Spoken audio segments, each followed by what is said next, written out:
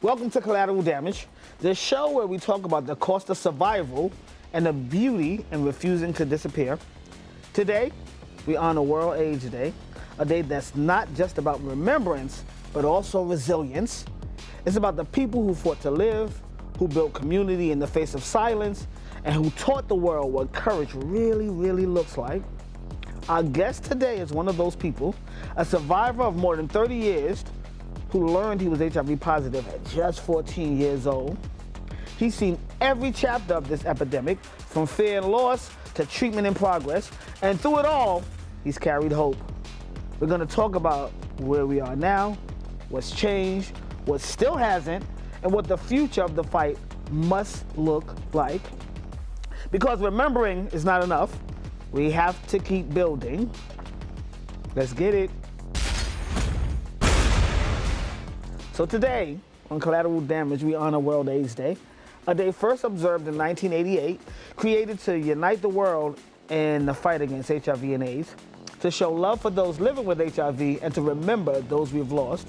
Our guest today embodies that history and the hope that comes after it. At just 14, Luna learned he was HIV positive. He began creating self-portraits, not for fame, but for memory, saying, "I just want people to remember me." Active in New York City's late 1980s ballroom, 1980s, we dating you, boo, and club kid scene, Luna transformed pain into purpose. By 1988, he had become a youth spokesman for HIV awareness through the Hedrick Martin Institute. And for over 3 decades, he's been a champion for prevention, education, and care. He lectured at NYU, Yale, Cornell, and Penn State, exhibited his art at the Whitney Museum, and taught photography to young people at HMI from 2000 to 2007, passing on the same hope that once saved him. Luna has won a Peabody Award for the documentary, I'm Not a Boy, and today he oversees the annual Latex Ball, which brings together more than 3,500 people from around the world. As father of the House of Khan, he's a global voice for visibility, care, and creative activism. World AIDS Day reminds us that the fight is not over, but because of people like Luna, we have a roadmap built on art, education, and unbreakable love. Hey, Luna. Hello. Welcome to Collateral Damage, bro. Thank you for the invitation. No, thank you for beautiful. popping out. I appreciate it. You see my bridge right here. It's live action around here. It's live action. So you've lived with HIV for 30 years, a lifetime of resilience. When you think back to being 14 and hearing that diagnosis, what do you remember most about that moment? Well, I mean, all of this happened in 1986, so actually next year will be my 40th year. 40. So it's 40 Okay. years of living with HIV, and it was interesting times because at the time, I didn't even know what HIV was, believe it or not. I mean, 1986, a lot of what we saw wasn't for folks like me. You know? I didn't see anyone that looked like me. Whenever we saw or heard anything about HIV or AIDS on television or in the news, it was either someone who was white or, you know, it was never, so I lived thinking that it would never happen. And the way that it happened, I was groomed, basically. Wow. It was somebody who was much older, and it was from the first time that I had sex.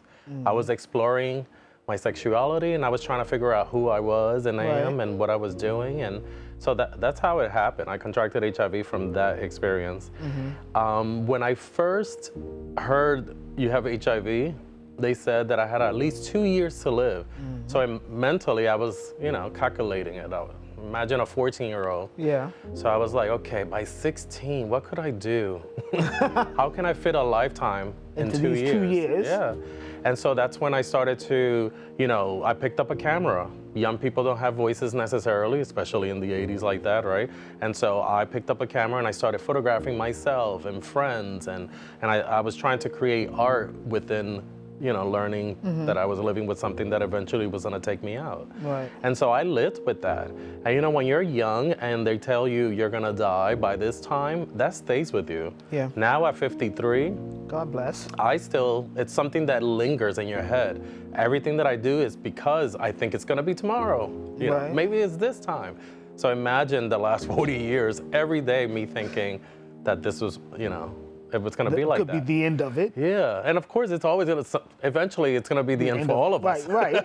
But that moment in 1986, them saying, you're going to die within 2 years. Yeah, so I thought I wasn't going to be here at 16.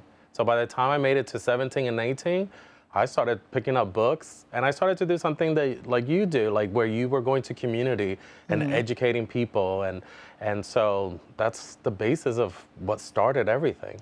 And I was going to ask you about the stigma, right? What did it feel like being an adolescent who was also dealing with such a heavy secret, if you will, and that kind of stigma at that time? Yeah. But now you're answering it because your call to action was, I'm going to go around and I'm going to educate people. Oh, yeah. What led you to okay, it's past the 2 years, I can do more with this? Yeah. Well, part of it was because then you look, when they tell you you might not be here anymore, right, you start thinking of legacy. What am I going to leave behind?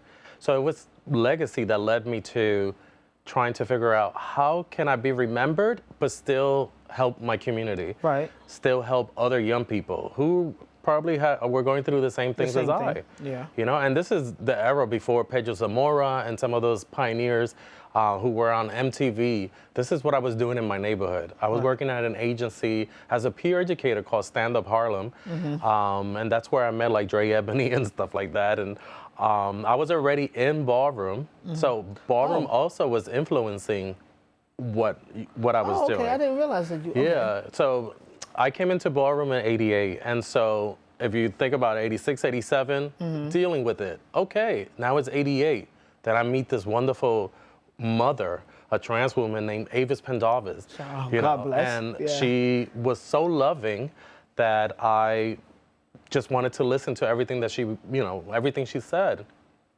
What I loved about her is that she was taking care of one of her kids in the other room, in her home, somebody who was dying of AIDS. And so I fell in love with Avis. I fell in love with what she stood for, and I said to myself, I'm gonna do this, And it was in that same breath that I started to connect with agencies, like Stand Up Harlem and Minority Task Force on AIDS and GMAC. And so I was linking myself, just trying to see, let me take these pamphlets. Nobody told me to do this. I just felt like I needed to educate people on how to protect themselves.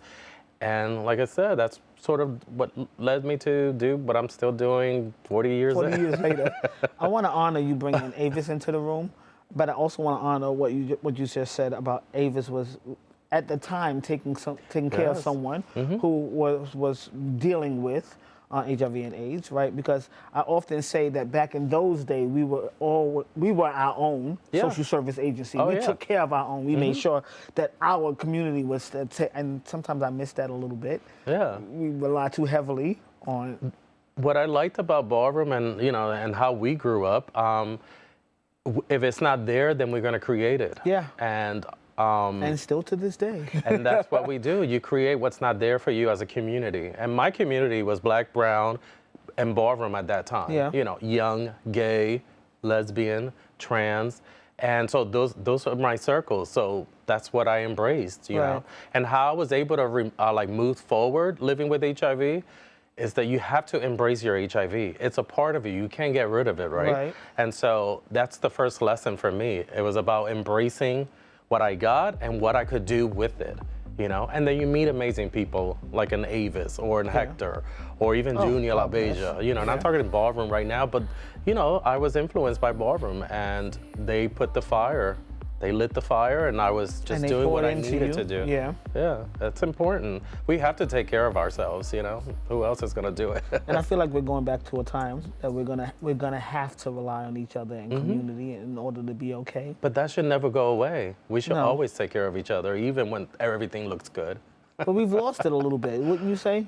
We rely too heavily on others to make sure that the resources and things that we need are there, as opposed to looking towards each other. See, I've always loved grassroots because, I always look at grassroots smaller, but it's because it's centered, and you're listening to who's around you. Yep. And it's community, and everything is created by the people who are in that It's influenced community. by the folks that are around you. And so I always love grassroots anything. I think I pride myself with Destination Tomorrow because I still consider us grassroots, even though we've grown a lot.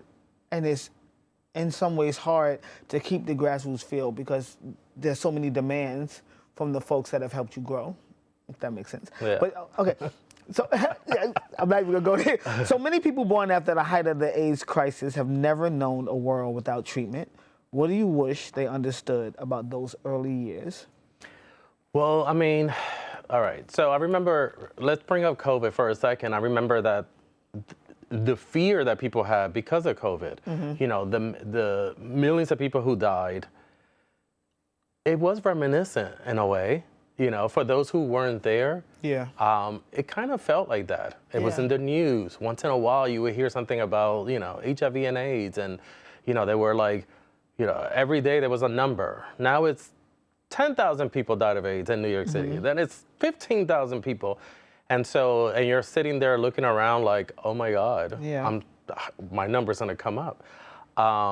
So imagine what that was like in terms of like using, and I'm saying COVID just because it's something that most will remember right now, but that was the feeling, the fear, you know, the looking at people, somebody coughs, you know, and stigma was huge, you know. In terms of like, those early years, there was no medication at all, and you know, for HIV/AIDS. And I didn't want to even touch anything. Right. And I know we're probably going to get into it later, but I didn't start doing medications. I went medication free for 12 years. Oh, wow. So it wasn't until 98, you know, and this is after the protease inhibitors and, you know, everything that was good. I just had a fear of the medicine. And it was only because I was looking at my friends and they were excited to start AZT, which was, you know, it was hope, but that it was a terrible drug because it was so new and how they were using it, people didn't know how much you were supposed to use. I know I'm getting into it too deep, but I just remember that I had friends who were like 17, 18, excited that they were gonna start taking AZT, and they got really sick and then they died because they got on AZT. You know, eventually they learned how to use AZT, but I was so afraid of that I was, you know, no medication for 12 years. In 1998, they told me, you have 23 T cells.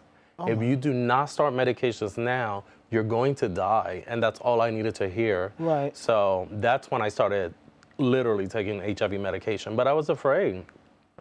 I was doing holistic stuff though. I was doing herbs and talking to people and, you know, doing other things that maybe actually helped me in those 12 years, but I wasn't doing HIV medication. And now that we know what HIV medications do, it's important to stay on HIV medications and take your medications because then you become undetectable. Right. Your virus doesn't move forward, you know, and you're less infectious being on medication. So it's important to be adherent to your medication. But that wasn't language that but was that being wasn't language used back then. then, I'm just saying that now because if somebody is listening, they might say, I told you I didn't have Luna to. wasn't taking meds for 12 years. I don't have to. Right. You know, I don't want that. Luna said it. He's like, no, that's not. This is what life was like prior, you know, to medications. And for a long time, we didn't have medications like that where I could trust. So 40 years later, how would you say your relationship with your diagnoses has evolved? Well, because I was able to embrace my HIV, I was able to move forward. Otherwise, I think that I probably would have been I probably wouldn't be here actually thinking about it. I'm grateful for art. I'm grateful for the people and mentors that were put in my path in life because, and I always say this, but I was so happy to get an AVIS in my life because I stayed focused, finish school, get a job, stay focused, you will be great. And that's what she said. And so that's what I did. Embracing your HIV is just a relationship that you have with anything. I'm saying HIV because we're talking about World AIDS Day and all of that. But that's with anything that life throws at you, you know. Embrace whatever is given to you. And, you know, and try to live with it and be the best person you can with whatever you're going through. Would be the message, literally. Would you say Avis was the one that gave you the most hope when the world kind of like shunned you or yes. didn't see and you know what's so sad? That I know that Avis died of AIDS complications herself in 1995, and I'm over here, a young person talking about, I got HIV, mother, Right. you know what? And she's giving me all of this hope and glory and the future, and not once does she ever say that I have HIV too. And I've always found that amazing that a mother didn't want to stress the child. Didn't want you, Even she didn't want you to carry that burden. Yes, because she knew that we would be worried about her, that I would be worried about her. So not once did I know that. Avis never said that to me, and I'm over here telling her my whole life story. How did it feel once you found out that that's ultimately what she was dealing with or had passed from? I mean, it was. I remember I was hurt, and sad because I just didn't know that she was going through similar. Right. You know what I mean? That she was going through similar things, or maybe even thought processes that I was trying to analyze and figure out. I just wish that she did. Maybe I would have been a little bit more supportive. And I was going to ask you. She was giving us all that love, and we were loving her, but not once did I ever imagine that she was dealing with it. You know? She wasn't as open as Hector. Hector was open about his HIV, but Avis was. I don't know. I don't know if maybe other kids. I don't know if she told Tanae. I don't know. If you know what I mean? But I just didn't know. And when I went and learned that she was Presbyterian, New York, Columbia, and she was on that floor. That floor. The floor with everybody was, with HIV. And I was like, oh my God. What the fuck? Because I didn't know what was happening. Right. So, yeah. Sorry. Living that long with HIV means witnessing major changes from stigma to science. What moment or breakthrough felt like the biggest turning point for you?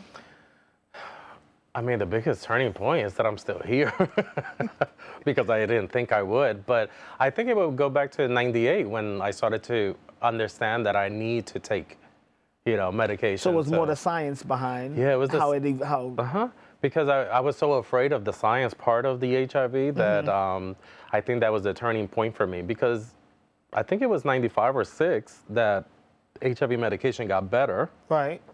But I still waited to 98. That's how afraid I was of the science part of HIV.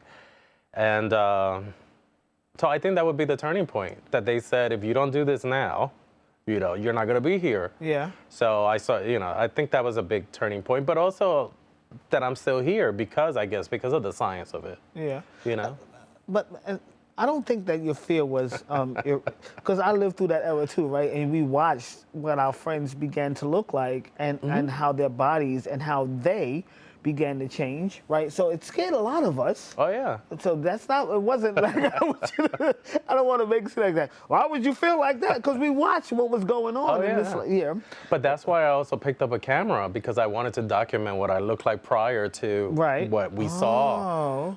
Because we know what HIV does to your body and So I picked up the camera because I wanted to literally leave nice photographs for my family. I became an artist and photographer because of HIV and AIDS, but it's also because I wanted them to look at me and remember me, as you were, as I was before HIV, did what it did to people. And if people now, they Google what HIV/AIDS was like in the early 80s, and you'll see what it does to a person's body, and it's, but what's wonderful is that, the medication and taking care of yourself and doing what you needed to do is keeping you healthy. Yeah. So it's no longer a death sentence now, right? Yeah. But it's still a justice issue. How do you see the landscape today, medically, socially, and politically? Well, HIV from day one was always political. Yeah. So that's always going to be something. Medically, I think we're good. Now they have, medications like PrEP that you could take and prevent HIV, which, that's a wonderful thing. I just wish that more people understood, how it works. So they, I think a lot of people, even negative people, are afraid of PrEP, I feel. Yeah. Socially, I think we've done a lot of great work. There's still HIV stigma in the world, but politically, I think would be the biggest one in terms of like what we still have a lot of work to do, especially now with this administration. We don't even know what that's going to look like. Yeah. you know, and that's what's even scarier, that we're going to go back We're going to a backwards. time where there was no funding to support, you know, the last 40 years, what we did so great eventually, you know, with people living longer, supporting other countries, with programs that keep people, you know, negative. A lot of those things were cut already from overseas. Yeah. And I can't even imagine what they're planning on doing With the health here in America for us. Yeah. I hope I answered that. No, you did. But I mean, that's a heavy, because there's so much to still be done. Right. And we've already been doing it for 40 years. And we're doing So it successfully, right? Because Right. I'm reminded, again, I go back to the 80s and what it looked like in the 80s, what it looks like currently, right? And to your point, there's still some stigma, but for the most part, we recognize that it's not a death sentence. It's like being diagnosed with cancer, if you will. There's a treatment, there's a way that you're going to continue to survive. That may not be the case anymore. Right. Because we're taking like 15... And there's programs that are helping people get, you know, like, what is it, ADAP or ADAP, something yeah. like that? That is funded by, isn't it, like government funded, yeah, I I'm believe? not And sure so for how long. imagine taking that away, and how many people, even friends of ours and Yeah. family, who might not be able to take their HIV medication, and what that could do to the reverse of their body and, you know, their HIV. You know, people will become then detectable, and then, you know, a lot of work that we did might be Will be erased. undone. And it's only because we don't know what's going to happen in the next 3.5 years. Yeah. Oh my God, I can't believe it's only been, It's only right. it's not even a Was it year. 9 months? You mentioned PrEP, right? And you think that you believe that folks don't really understand PrEP. Now, whose responsibility is it to kind of help folks understand how beneficial PrEP is and can be in their lives? I think a lot of great work is going into it already. There are programs where they're educating people, agencies that are educating people. We see campaigns and ads on television where they're talking about PrEP. I mean, there's a PrEP now that I believe that is a shot twice a year. The next generation of advocates, in light of this climate, what do you think they should be focusing on? Activists should stay as passionate as possible and be themselves, and whatever that is. It could be for trans rights, it could be about HIV and AIDS, it could be about the mess that we're about to get into with the administration. So how do we ensure that long-term survivors, people like yourself, are not erased from the narrative as we move towards a new phase of this fight? I think they already did that. You think they've left a lot of the You know long-term what's- survivors behind? Yes, you know what's so funny? I'm gonna tell you a Hector extravaganza story. So, you know, Hector knows the work that I was doing at GMAC. God bless Hector. He used to be at GMAC sometimes just hanging out. He would just pop up, and you know, they loved him there. And I was always having a youth group or youth program or, you know, youth funding. And, you know, we were so focused on youth. Yeah. And he said one day, wait, what about us? Why is yeah. it that there's no group for me? Why is it, you know, I come to GMAC and I love GMAC, but we're, you know, it's only for young people? Yep. Is grants only for young people? A lot of agencies are now focusing on supporting, you know, survivors and and survivors. So, If you could speak to the 14-year-old version of yourself, newly diagnosed, scared, uncertain, what would you say to him now? What would you say to baby Luna now? oh, I have no clue. That's gonna be a hard, long road, but at the end, you're gonna get to the ages that you want it to be, and you are remembered and loved, and that everything is gonna be fine. You know, things are gonna get much better. Do you think your diagnosis... I just didn't even see the future. That's Right, and I was gonna say, do you think your diagnosis changed the way that you looked at the world, that you loved, that you created, that you Oh, yeah. advocated? I often wonder who I would be without HIV. Without it. And I think that, and I've said this before, and people are like, "You're crazy," but I think it's true. HIV made me the person that I am. I'm compassionate. You know, I love everyone. I try to help everyone. You show up for everybody. I show up for everyone. I try to do and be involved as much as I can, even though in recent years I've been kind of pulling back because I feel like, well, it's my turn now. Yeah. Because you get a certain point where you're like, okay, it's me. I need to take care of me now. I got 2 more questions. The first is I want you to kind of touch on the latex ball for those folks that are not familiar. with GMAC or the Latex Ball. Oh, okay. So tell me about it. What is the Latex Ball and why did it start? Okay. Well, GMAC was one of the first AIDS service organizations in the world, and they worked with community. At the time, HIV, the face of HIV was white, and so they were, this wonderful agency that was helping people in that specific community. And then as we saw with time, HIV/AIDS was coming into all communities, and eventually they opened up. And one of the hardest hit communities was the ballroom community, which consists of Black and brown folks. And so in 1989, the conversations began. That's why we celebrate two time frames, because the first Latex Ball was in 1993, but the conversations were in '89.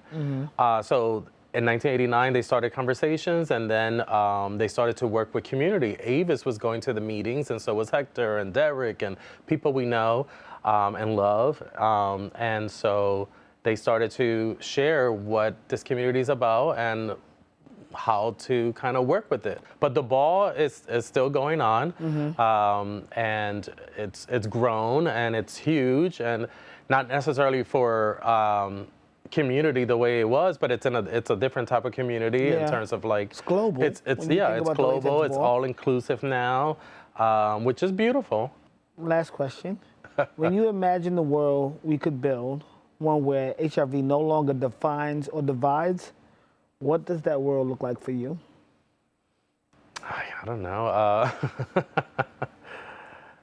A world without it? I mean, it would be great if it was never here. Imagine the amount of talent and art and gorgeousness that we've lost. And scientists and everything. Like, it affected a lot of people. So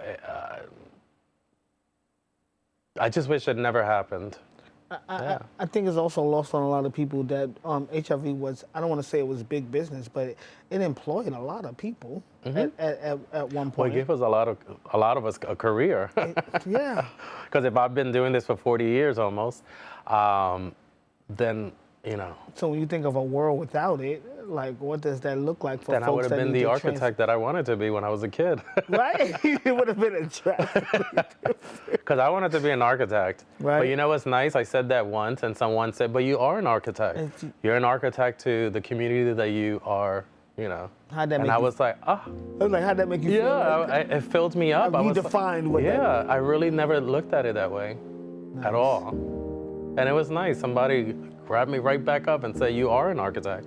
It's just a different type of, building of community, and the metaphor was gorgeous. World AIDS Day reminds us that survival is an act of resistance. For every statistic, there's a story. For every breakthrough, there's a life behind it. Today, we heard one of those stories, and it reminds us that the work is far from over. The goal isn't just to end the epidemic, it's to end the stigma, to make sure every person living with HIV has the care, the dignity, and the joy they deserve. To Luna, thank you for your courage, your truth, and your light. And to everyone listening, keep showing up, keep learning, keep loving out loud. I'm Sean Coleman, and this is Collateral Damage. Until next time, take care of yourself and each other.